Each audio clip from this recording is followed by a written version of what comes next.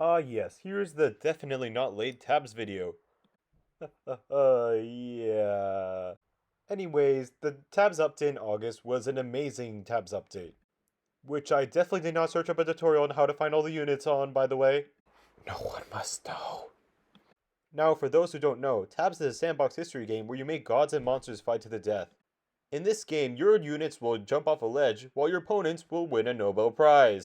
I mean, with eyes like this, you can't really expect revolutionary AI. I mean, to be fair, that's kind of one of the selling points. All the characters are really derpy and funny. But it can be a little frustrating at times when you're trying to win!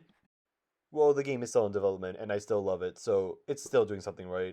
Another big problem is how unbalanced the game's units can be, like for example the poor Super Boxer. It's not worth what it costs! Why? Lameful, please buff Super Boxer. It costs 100,000 yet gets wrecked by 2 Reapers. And basically every ranged unit. Meanwhile, most of the legacy units are just straight up broken. And then things like this happen. This is the nerfed tank! The original had a Gatling gun turret!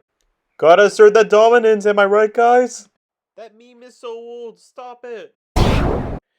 I'm over-exaggerating considering that the tank and the Super Boxer are way too expensive to be used normally in a campaign, and if they are, they're usually just going to be countered by 3 mammoths, and thus this never really comes into play.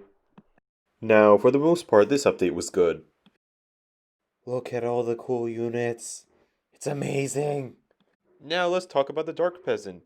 Due to the increasing amount of power from sandbox units in tabs, they buffed it again, and like the Chicken Men before them, the Giants didn't stand a chance.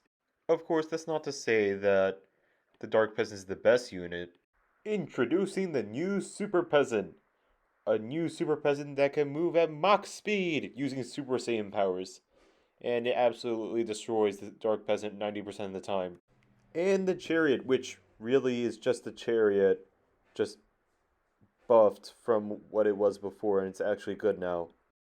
And the Wizard. It has a sword and shoots lightning which paralyzes weak enemies. Yeah, that's about it. But it's a really cool unit, and really powerful.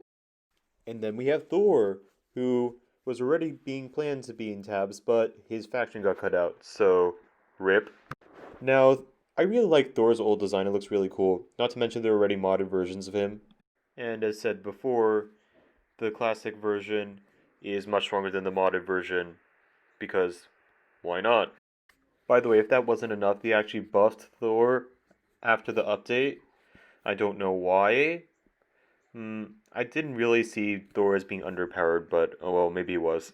Now, I also didn't find Thor overpowered, so I don't think this is really going to change that much. He's probably just been buffed to adjust to the rest of the legacy units.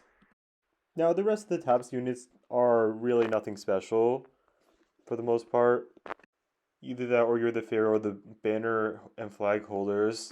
And honestly, I think it's better if you go and take a look at them for yourself. So, thank you for watching, and don't forget to hit that subscribe button.